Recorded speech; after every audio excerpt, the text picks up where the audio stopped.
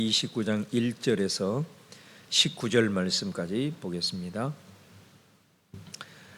우리 합독하겠습니다. 시작. 히스기야가 왕위에 오를 때에 나이가 25세라 예루살렘에서 29년 동안 다스리니라.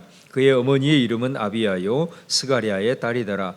히스기야가 그의 조상 다윗의 모든 행실과 같이 여호와 보시기에 정직하게 행하여 첫째 해 첫째 달에 여호와의 전 문들을 열고 수리하고 제사장들과 레위 사람들을 동쪽 광장에 모으고 그들에게 이르되 레위 사람들아 내 말을 들으라. 이제 너희는 성결하게 하고 또 너희 조상들의 하나님 여호와의 전을 성결하게 하여 그 더러운 것을 성소에서 없애라. 우리 조상들이 범죄하여 우리의 하나님 여호와 보시기에 악을 행하여 하나님을 버리고 얼굴을 돌려 여호와의 성소를 등지고 또 낭실문을 닫으며 등불을 끄고 성소에서 분향하지 아니하며 이스라엘의 하나님께 번제를 드리지 아니하므로 여호와께서 유다와 예루살렘에 진노하시고 내버리사 두려움과 놀람과 비웃음거리가 되게 하신 것을 너희가 똑똑히 보는 바라. 이로 말미암아 우리 조상들이 칼에 엎드러지며 우리 자녀와 아내들이 사로잡혔느니라. 이제 이스라엘의 하나님 여호와와 더불어 언약을 세워 그 맹렬한 돌을 우리에게서 떠나게 할 마음이 내게 있노니 내 아들들아 이제는 게으르지 말라. 여호와께서 이미 너희를 택하사 그 앞에 서서 수종들어 그를 섬기며 분향하게 하셨느니라.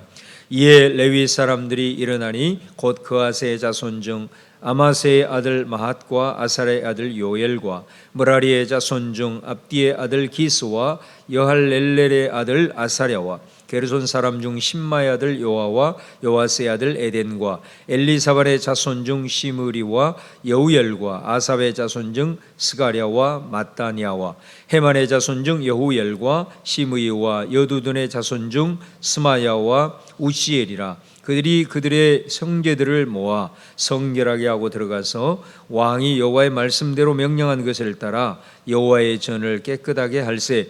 제사장들도 여호와의 전 안에 들어가서 깨끗하게 하여 여호와의 전에 있는 모든 더러운 것을 끌어내어 여호와의 전 뜰에 이름에 레위 사람들이 받아 바깥 기드론 시내로 가져갔더라. 첫째 달 초하루에 성결하게 하기를 시작하여 그 달 초 8일에 여호와의 낭실에 이르고 또 8일 동안 여호와의 전을 성결하게 하여 첫째 달 16일에 이르러 마치고 안으로 들어가서 히스기야 왕을 보고 이르되 우리가 여호와의 온 전과 번제단과 그 모든 그릇들과 떡을 진설하는 상과 그 모든 그릇들을 깨끗하게 하였고 또 아하스 왕이 왕위에 있어 범죄할 때에 버린 모든 그릇들도 우리가 정돈하고 성결하게 하여 여호와의 제단 앞에 두었나이다 하니라. 아멘. 아하스 왕을 이어서 히스기야가 이제 왕위에 오릅니다. 25세에 왕위에 올라서 29년을 다스렸다. 그런데 히스기야를 보면은 2절 말씀에 그의 조상 다윗의 모든 행실과 같이 여호와 보시기에 정직하게 행하였다 이렇게 말씀하죠. 유다 왕들 중에서 이렇게 각각 왕들을 이렇게 소개하면서 이제 평가를 하게 될 때 히스기야 왕처럼 좋은 평가를 받은 왕이 없습니다. 아주 훌륭한 그런 왕들도 대부분 보면 그들이 다윗의 길로 행했다, 또 여호와 보시기에 정직하게 행했다 이렇게 이제 말씀을 하지만 오늘 히스기야 말씀을 보면은 그의 조상 다윗의 모든 행실과 같이 이렇게 표현을 하고 있어요. 그러니까 단순히 그냥 다윗의 길, 어떤 방향성 이런 것만 얘기한 게 아니고 히스기야가 행한 일들을 보면은 다윗이 행했던 모든 행실 하나하나가 다윗과 같았다 이렇게 표현을 하고 있는 거예요. 그러니까 얼마나 히스기야가 정말 하나님 앞에 정직하고 또 그 행하는 모든 일들이 하나님의 기쁨이 되었는지 잘 보여주는 그런 평가입니다. 그도 그럴 것이 히스기야는 3절에 첫째 달에 여호와의 전들을 열고 수리하고 또 하나님의 성전을 정화하는 이런 일들을 하게 됩니다. 우리가 어떤 그 대통령이 이제 선출이 되면은 대통령이 자기 임기 동안에 어떤 그 정책을 이제 자기가 이런 정책을 하겠다라고 뭐 50대 정책, 100대 정책 이걸 딱 발표를 하거든요. 그래서 그 첫 번째가 뭐냐?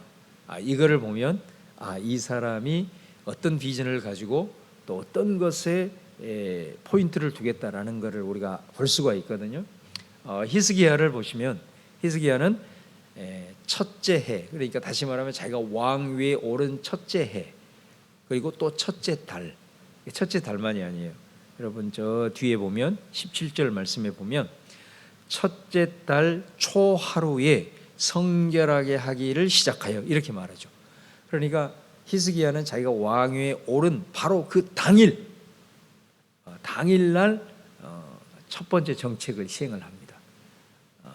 그 정책이 뭐냐면 여호와의 전들을 수리하고 하나님의 전을 깨끗하게 하는 일을 했다는 거예요. 이걸 보면 이 히스기야가 얼마만큼 정말로 이 왕위에 오르기 전부터 이 여호와의 전, 자기 특별히 아버지에 의해서 완전히 더럽혀진 이 하나님의 성전을 깨끗하게 해야 되겠다라고 하는 그 마음이 충만했는지 몰라요. 그래서 히스기야는 자신이 왕위에 오른 그 첫날부터 바로 이 일을 하고 있다라고 하는 것은 얼마만큼 그가 모든 일에 하나님 중심으로 생각을 하고 또 이 일들을 하고 있는가를 봅니다. 많은 일들이 있겠죠. 백성을 다스리기 위해서 또 여러 가지 정책들이 위반될 수 있지만은 바로 이 히스기야는 바로 이 일을 첫 번째로 그가 행하고 있는 것을 우리가 볼 수가 있습니다. 이 히스기야를 통해서 우리가 정말 하나님, 특별히 주님이 기뻐하는 이 다윗의 모든 행실과 같이 행한 이 히스기야의 모습을 보면서 정말로 우리 속에 어떤 일들을 행하고 나아갈 때에 항상 그 중심에 하나님의 최우선적인 그런 삶을 목적을 두고 결정하고 나아가는 것을 우리가 볼 수가 있습니다. 우리가 무엇을 하든 뭐 심지어 예를 들어서 우리가 무슨 일을 새롭게 시작을 하든 또 아니면 어떤 것을 계획을 하든 또 뭐 우리가 뭐 어디로 이사를 가든 내가 모든 부분들에 있어서 첫 번째로 고려할 부분이 뭐냐라고 하는 거죠. 이 부분을 우리에게 도전을 하고 있는 것입니다. 바로 이 첫째 해 첫째 달 초하루에 그러니까 왕이 되어서 제일 먼저 그것도 하루도 지나지 않아서 바로 시행을 했던 것은 바로 무너진 하나님의 전을 수리하고 성전을 정결하는 하나님의 중심에 모든 우선순위를 두는 바로 이 히스기야의 모습을 볼 수가 있습니다.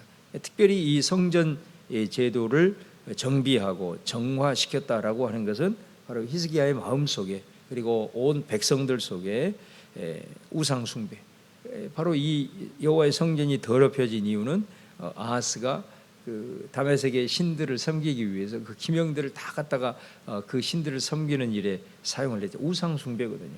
우상 숭배. 그러니까 이 우상 숭배의 삶은 뭐냐면은 우리가 결국은 내 중심의 삶을 극복하고 어찌하든 하나님이 기뻐하는 일이 뭘까? 과연 하나님의 뜻이 뭘까? 항상 이것을 항상 먼저 생각을 하는 것을 제 1번으로 두겠다라고 하는 그 히스기야의 마음을 우리가 볼 수가 있는 거죠.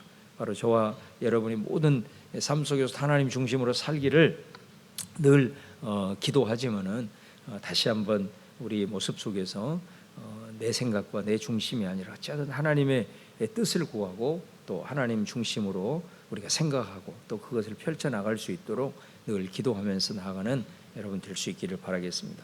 그 다음에 두 번째는 뭐냐면 6절에서 9절 말씀을 보면은 히스기야가 레위 사람들을 일으켜 세워서 또 제사장들을 세워가지고 너희들은 여호와의 전을 성결하게 해라 이렇게 명령을 하면서 뭐라고 얘기를 하냐면 우리 하나님 여호와 앞에서 우리 조상들이 범죄했다. 그래서 하나님을 버렸다. 표현들을 보세요. 하나님을 버리고 얼굴을 돌리고 여호와의 성소를 등지고 그죠? 그리고 낭실 문을 닫고 이 낭실이라고 하는 것은 그 성전을 들어가는 현관문을 가리킵니다. 그 문을 닫아버렸다는 거예요. 또 등불을 끄고 분향을 하지 않고 번제를 드리지 않고 이렇게 되죠. 그러니까 모든 성전 문을 닫아버렸으니 뭐 더 이상 볼 것은 없겠죠. 기도의 등불이 꺼지고 또 기도의 향이 말라 없어지고 또 하나님 앞에 예배 드리는 거 다 없어요. 하나님을 버리고 완전히 등을 돌리는 이런 모습을 행했다는 거 아니에요. 그래서 8절에 보면은 여호와께서 유다와 예루살렘에 진노하시고 내버리사 이스라엘로 하여금 유다로 하여금 비웃음거리가 되게 했다. 그걸 우리가 똑똑히 지금 보고 있지 않냐. 또 우리 조상들이 칼에 엎드러지고 사로잡혔다. 이렇게 얘기를 하는 거예요.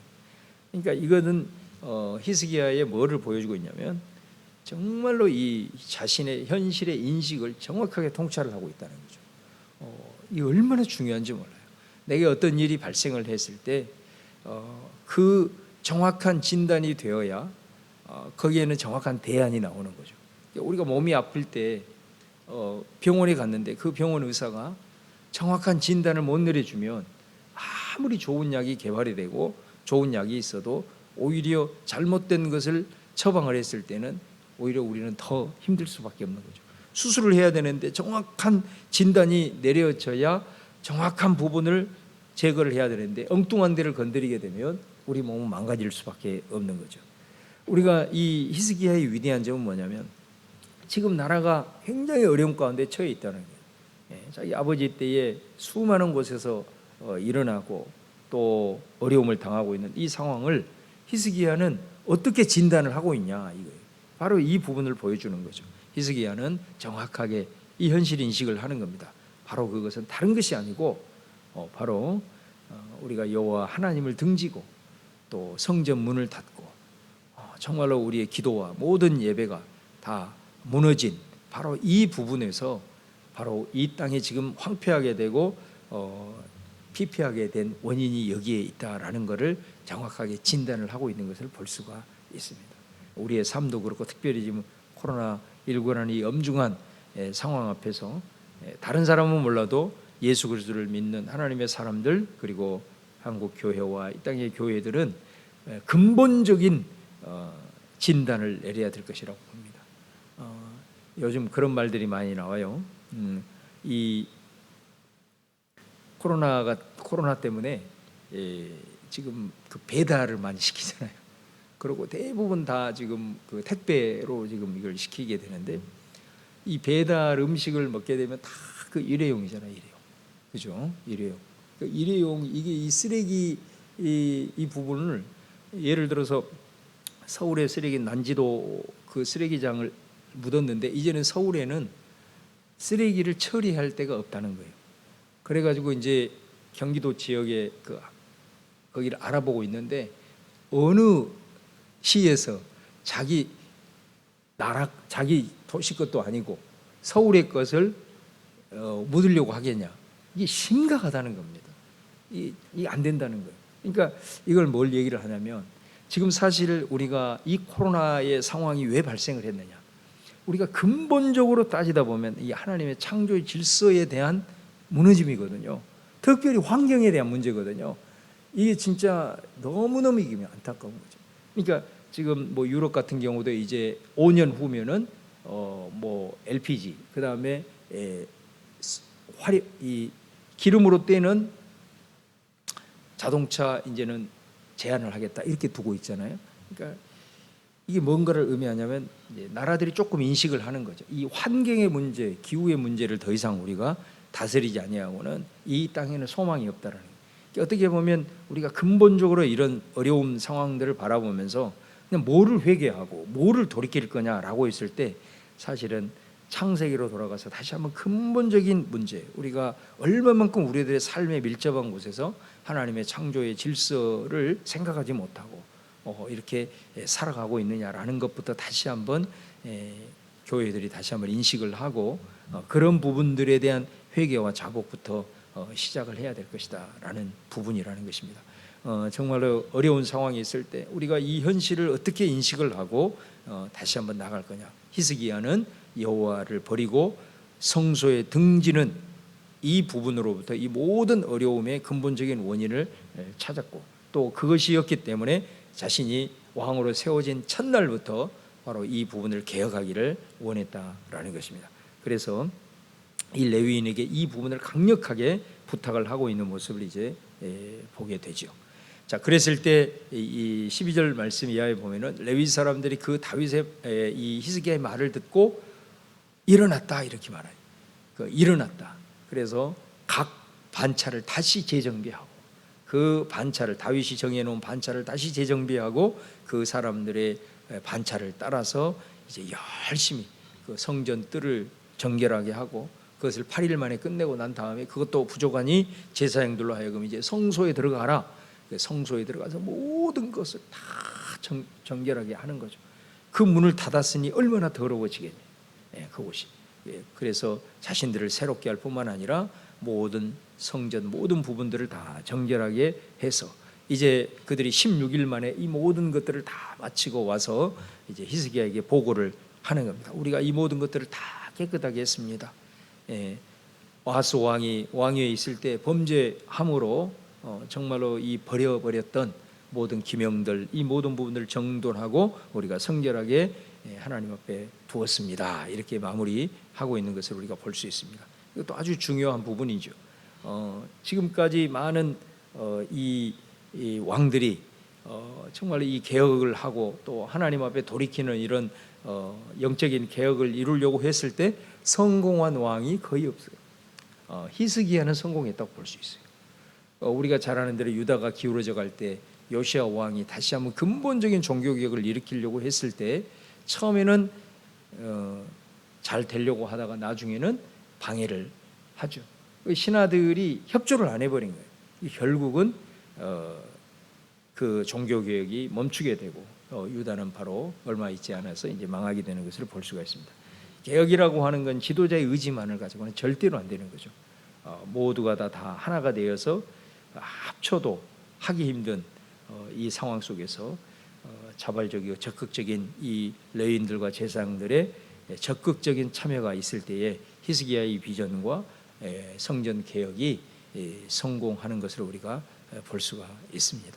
오늘 특별히 주신 말씀 바라보면서 모든 것을 시작을 하고 계획을 할 때 오직 나의 중심의 우상을 내려놓고 하나님 중심으로 삶을 복원하려고 하는 히스기야의 모습 또 이 히스기야를 통해서 정확한 자신의 현실을 영적으로 진단하고 통찰을 했을 때 바로 거기에서 개혁이 나올 수 있었고 또 개혁을 이루어 나갈 때 모든 사람들이 한 마음으로 적극적인 참여가 있으므로 이 성전 개혁이 이루어짐으로 말미암아 이제 나중에 우리가 보겠지만 아수르라는 나라가 일어나서 주변의 모든 고대 근동 지역이 싹 망하게 될 때에 바로 이 유다라고 하는 어떻게 보면 이스라엘보다도 당시에 국력이 훨씬 더 약한 이 유다가 그 모든 고대 근동에서 유일하게 아수르로부터 살아남는 정말로 역사 속에 있을 수 없는 기적이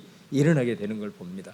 이 히스기야의 이 모습이 얼마만큼 하나님의 살아계심을 드러내고 역사를 이루었는가를 우리가 다시 한번 바라보면서 우리 히스기야를 계속해서 묵상하며 나갈 때 그리고 히스기야가 이 역대하 중에서 가장 길게 나오고 있는 이유도 바로 히스기야를 주목해라. 우리가 히스기야를 주목해라. 이 성경의 메시지를 우리가 볼 수가 있는 거죠. 오늘 주신 말씀 기억하고 또 내 자신을 바라보고 우리 교회를 바라보고 이 땅을 바라보면서 함께 중보하며 나갈 수 있기를 주님의 이름으로 축원합니다.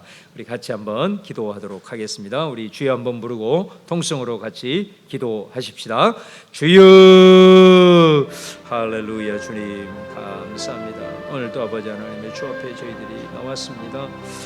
아버지 하나님이여 오늘 히스기야의 말씀이 또 우리들에게 주신 하나님의 음성으로 저희들이 듣고 믿음으로 취하면서 정말로 이 땅의 현실 속에서 우리가 아버지 하나님 주님 앞에 기도해야 될 기도의 제목을 찾기를 원합니다.